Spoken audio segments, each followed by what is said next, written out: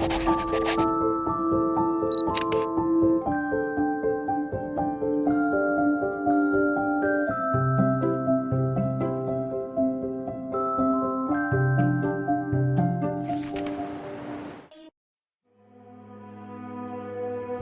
kita butuh waktu untuk mengerti tentang maunya Allah itu apa. Sama kayak sekarang, kita butuh waktu untuk mengerti kenapa di usia segini masih sendiri. Butuh waktu untuk mengerti. Mungkin Allah emang lagi mempersiapkan calon imam kita yang ideal banget.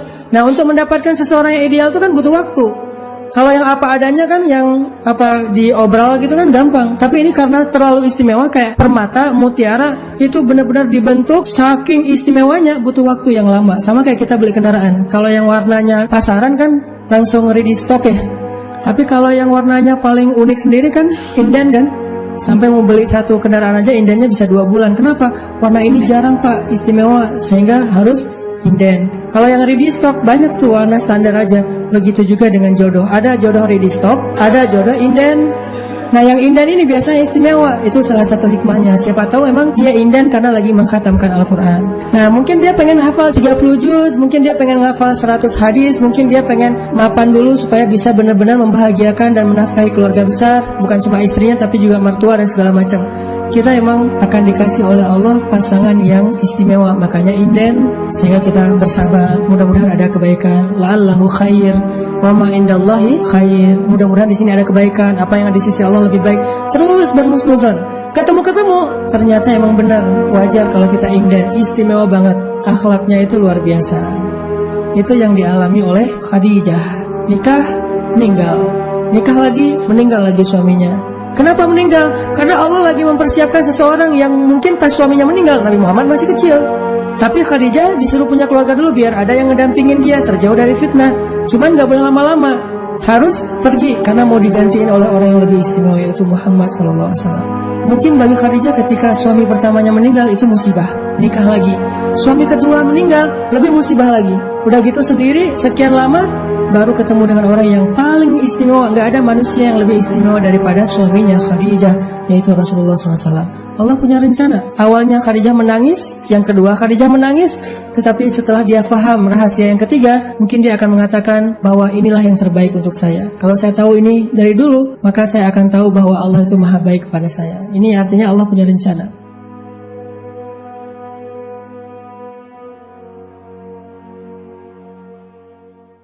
Jadi solusi supaya kita merdeka dari kegalauan, karena galau ini penyakit, dengan galau itu bikin orang senang ngahuleng. Benar gak sih pronounnya? Ngahuleng. Apa tuh ngahuleng? Gini aja siang dan malam ya, di kantor ngahuleng, di sekolah, di kampus ngahuleng, di masjid juga lagi tahiyat ngahuleng. Lihat. Gak selesai-selesai gininya nih, terus aja.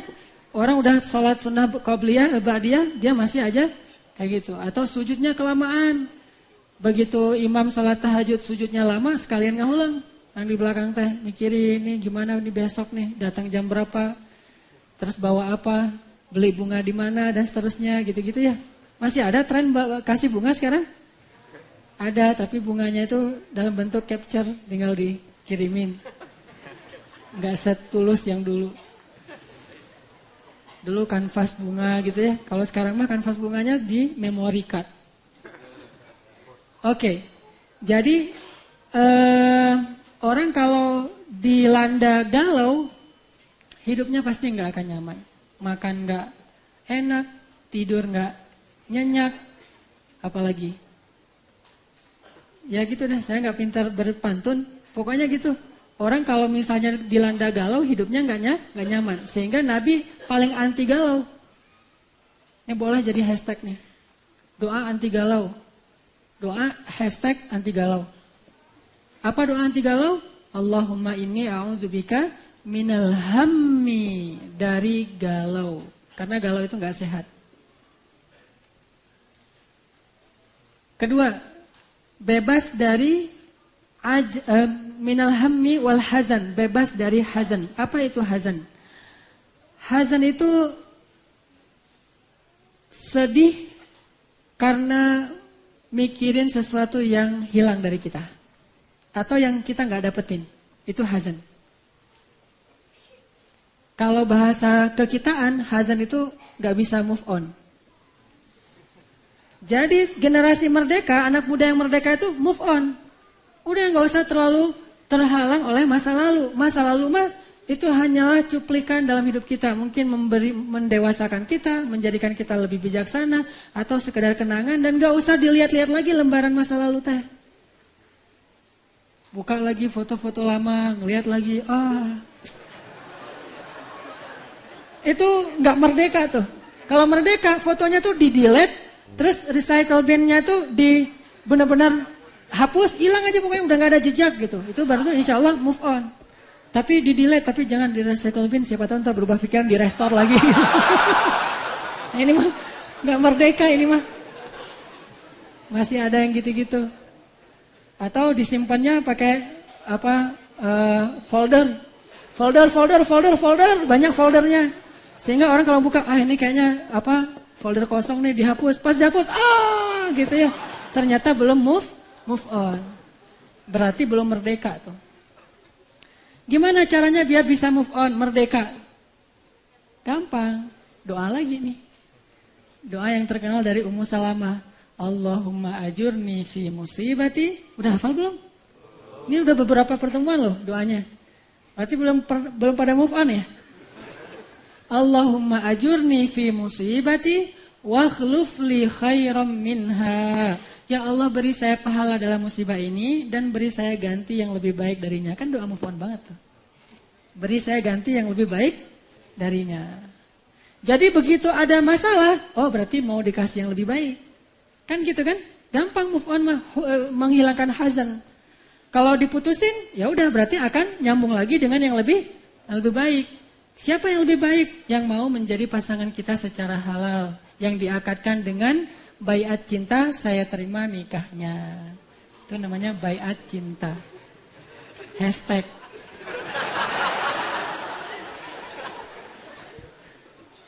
Ini kita bikin hashtag baiat cinta. Ayo kita meramaikan baiat cinta. Siapa yang udah berbaiat cinta masuk ke hashtag itu fotonya gitu. Saya udah berbaiat cinta, hashtag masuk. Jadi ada beberapa nama atau berapa postingan, berarti udah berbaiat cintanya.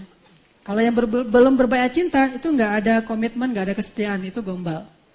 Harus dibaiatkan dulu. Dan baiatnya itu salaman dengan calon mertua dan mengatakan, saya terima nikahnya. Boleh dia hafal, boleh dibaca. Salah sekali ulang lagi, nggak masalah. Tak apalah.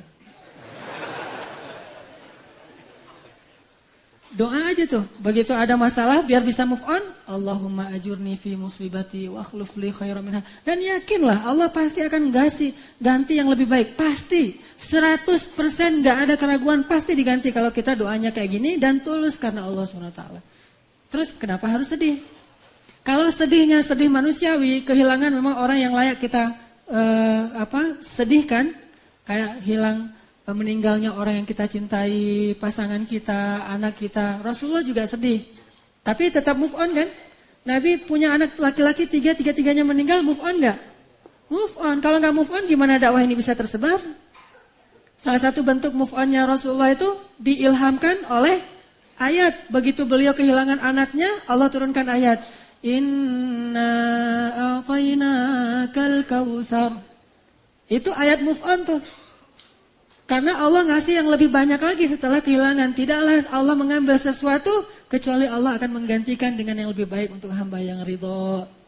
Makanya doa hazan biar bisa move on adalah Allahumma ajurni fi musibati wa akhlif li khairan minha. Ini salah satu kasus. Tapi hazan bukan cuma move on. Bisa juga ngerasa sedih terhadap sesuatu yang paling kita sayangi. Karena musibah. Misalnya cewek-cewek pada pakai tas Hermes ya. Wah, ini belinya di luar negeri pas ke Singapura, di Changi belinya gitu misalnya. Harganya pas lagi diskon lagi. Beli diskon, tapi rasanya tuh bangganya luar biasa ya, diskon 70%. Kayak sekarang ada tuh di salah satu mall, diskon Ripple Quicksilver sampai 80%. Tadi saya ngeliat, waduh sayang nih, Latif udah mau ngaji nih, ini gimana nih? Galau. Jadi pas tasnya itu udah beli lagi disayang-sayang di eman-eman, pakai sekali-kali doang, cuma ditaruh di lemari. Udah beli mahal-mahal naruh di lemari, cuma dipakai kalau banyak sama teman-teman yang benar-benar pakai barang-barang branded, jalan yang ke tempat-tempat khusus, ke mall gitu. Ternyata tasnya misalnya nih rusak gitu, atau kotor, atau kena cat, atau apalah. Hazan gak tuh? Wah, rasa sedih yang luar biasa, kehilangan yang luar biasa. Apalagi kalau sampai gak usah kayak gitu. Tasnya sama aja sama teman kita, galau gak sih? Udah beli mahal-mahal, ternyata sama lagi, makanya bareng lagi tuh. Pas ketemu, sama. Saya kadang-kadang pakai baju aja sama, aduh, ini sama-sama pakai Keepers of the Dean. Jadi agak-agak gimana gitu. Karena sama-sama pakai baju yang dengan satu brand, dengan satu model. Jadi berasa agak-agak kurang keren gitu. Kan orang keren tuh penting ya. Saking pentingnya keren, habis-habisan buat keren. Udah habis-habisan ternyata malah makin gak keren. Kayak orang operasi ini, operasi itu segala macam, ternyata malah jadi bahaya.